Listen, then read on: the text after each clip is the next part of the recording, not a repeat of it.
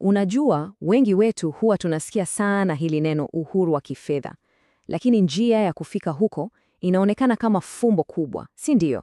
Sasa vipi kama ningekuambia kuna ramani? Sio mambo ya nadharia, hapana, bali hatua halisi, hatua kwa hatua, ambazo zimetengenezwa kwa ajili yetu sisi hapa Tanzania. Basi hii hapa ndio ramani yenyewe. Hebu tafakari hili swali kwa sekunde moja. Yaani, kama leo ungepewa ramani mkononi inayokuonyesha njia wazi kabisa ya kutoka hapo ulipo leo, labda kwenye ajira, hadi kuwa mwekezaji huru ndani ya miaka 5 tu hadi 10.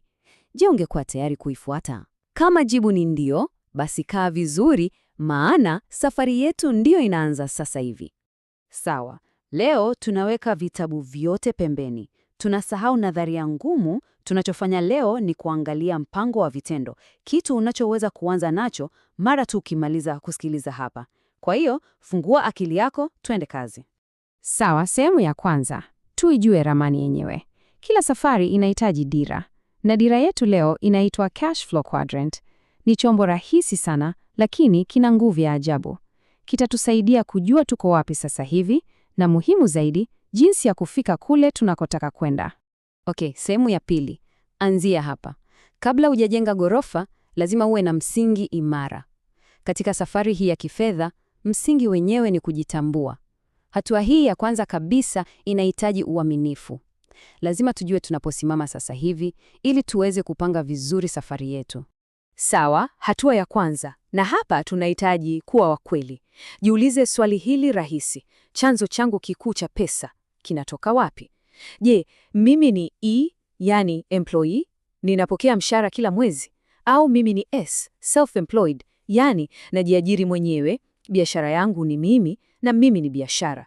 Jibu lako hapa ndilo linaweka alama ya upo hapa kwenye ramani yetu. Sasa, swali la pili la ukweli kabisa. Fumba macho kidogo, fikiria. Kama kesho asubuhi ungeamua tu, leo siendi kazini. Je, pesa yoyote ingeendelea kuingia kwenye akaunti yako? Hili swali ndilo linaonyesha tofauti kati ya kipato unachokifanyia kazi na kipato tulivu. Na kama jibu ni hapana, usijali. Haimaanishi umefeli, la hasha. Inamaanisha tu tuko upande wa kushoto wa ramani. Na huo ndio ukweli tunaohitaji ili tuanze safari yetu. Sikiliza, hili ni jambo muhimu mno. Huwezi kujenga utajiri ukiwa na presha ya madeni na bili kila siku. Ni lazima udhibiti matumizi yako. Kwanza, punguza mikopo isiyo na tija. Pili, epuka ile tabia ya kuongeza matumizi kila mshahara unapopanda. Na tatu, muhimu kuliko yote, jenga mfuko wa dharura. Hii pesa itakupa utulivu wa akili na ujasiri wa kuchukua hatua kubwa zaidi baadaye. Sehemu ya tatu, jenga mali, jenga mfumo. Okay, sasa msingi wetu uko imara. Ni wakati wa kuanza ujenzi wenyewe. Na hapa ndipo mchezo wote unabadilika. Hatuanzi kwa kuruka. Tunaanza kwa kujenga daraja dogo. Daraja linalotengenezwa kwa mali na kuimarishwa na mfumo. Sasa, sikiliza huu ushauri wa dhahabu. Usiache kazi yako ghafla. Itumie kazi yako. Kwa sasa, ajira yako sio pingu. Ni chombo chako cha kwanza cha uwekezaji. Tumia huo mshahara kama mtaji wako wa kuanzisha mali yako ya kwanza bila kuwa na presha yoyote. Okay, sasa mali inamaanisha nini? Usifikirie vitu vikubwa, hapana. Fikiria kununua kiwanja kidogo sehemu ambao unajua itapanda bei. Fikiria kujenga chumba kimoja tu cha kupangisha au hata kuanzisha biashara ndogo ya mtandaoni. Lengo hapa ni kuanzisha kitu kitakachoingiza hata shilingi 100 bila wewe kuwepo pale. Huo mkondo wa pili wa mapato ndio mwanzo wa kila kitu. Na hapa sasa ndipo mabadiliko makubwa ya kimtazamo yanapoanzia. Jiulize, hii biashara yangu ndogo, je, nikiwa sipo inaweza kuendelea? Hili ndilo swali linalotofautisha mtu aliyejiajiri, yani S, na mmiliki halisi wa biashara, yani B. Angalia hii tofauti. Ni kama usiku na mchana. Upande wa kushoto ni kama unakimbia kwenye gurudumu. Unatumia nguvu nyingi, lakini ukisimama tu kupumzika, kila kitu kinasimama. Hiyo ni kazi. Upande wa kulia umejenga mashine, yani mfumo.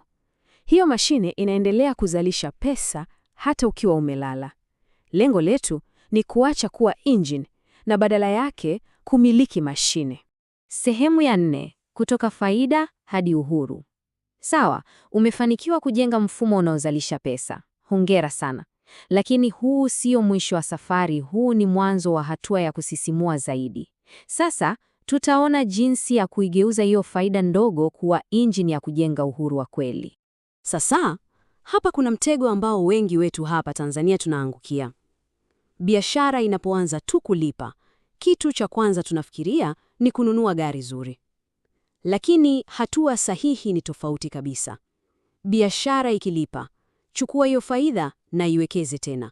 Ongeza mali nyingine au panua hiyo biashara ulionayo. Tafadhali, liweke hili neno kichwani. Faida ni mbegu, sio zawadi. Ni rahisi sana kuichukua faida ya kwanza na kuitumia kama zawadi. Lakini watu wenye busara wanaichukua na kuipanda tena. Fikiria kila faida unayopata kama mbegu ya mti mwingine wa pesa. Na hapa ndipo tunafikia kilele cha mlima, kuwa mwekezaji, yaani I. Mfumo wake ni rahisi sana, lakini unahitaji nidhamu. Hatua ya kwanza, mfumo wako, yaani biashara yako, inazalisha pesa. Hatua ya pili, unachukua hiyo pesa na unaifanya sasa ikufanyie wewe kazi kupitia uwekezaji. Hapa sasa ndipo pesa inaanza kuzaa pesa. Sasa, hii pesa unaipeleka wapi? Unaweza kuwekeza kwenye ardhi na majengo. Unaweza kununua hisa za makampuni makubwa. Unaweza kuwekeza kwenye biashara za watu wengine zinazokuwa, au unaweza kuingia kwenye ubia wa kimkakati. Yaani, hapa ndipo pesa yako inaanza kukufanyia kazi kwa bidii kuliko wewe. Na hii ndiyo siri ya mwisho ya utajiri wa kudumu. Uhuru wa kweli wa kifedha sio kuwa na bomba moja kubwa la pesa. Fikiria ni kama kuwa na beseni linalojazwa na mifereji mingi midogo midogo. Kama mfereji mmoja ukikauka, ile mingine inaendelea kutiririsha maji. Huu ndio usalama. Huu ndio uhuru. Na hivi ndivyo inavyoonekana. Chanzo cha kwanza, biashara yako. Cha pili, mapato ya kodi kutoka kwenye nyumba au vyumba. Cha tatu, gawio kutoka kwenye hisa ulizonunua. Na cha nne, kipato kingine chochote cha pembeni. Huu mchanganyiko ndio unajenga ngome imara ya utajiri upande wa kulia wa ramani yetu. Sawa, sehemu ya 5 na ya mwisho. Sasa ni zamu yako. Tumeichambua ramani, tumeona njia hatua kwa hatua. Lakini, unajua, maarifa bila matendo ni kazi bure. Sehemu hii ya mwisho inakuhusu wewe na hatua yako ya kwanza kabisa. Tafadhali, kumbuka hili jambo muhimu. Kuhama kutoka upande mmoja wa ramani kwenda mwingine sio mashindano, sio mbio, ni mchakato. Unachukua muda. Usifanye kosa la kusubiri hadi siku moja ujisikie uko tayari 100%, maana hiyo siku haitakuja. Jambo la muhimu zaidi ni kuanza. Anza kidogo, anza leo. Kwa hiyo swali langu la mwisho kwako ni hili. Baada ya kuona hii ramani yote, ni hatua gani moja tu ndogo utachukua wiki hii kuanza safari yako? Je, utaorodhesha matumizi yako yote? Je, utaanza kufanya utafiti wa kiwanja kidogo? Au utafungua akaunti maalum kwa ajili ya akiba ya dharura? Chagua kitu kimoja tu. Anza nacho. Safari yako ya uhuru imeanza rasmi sasa hivi.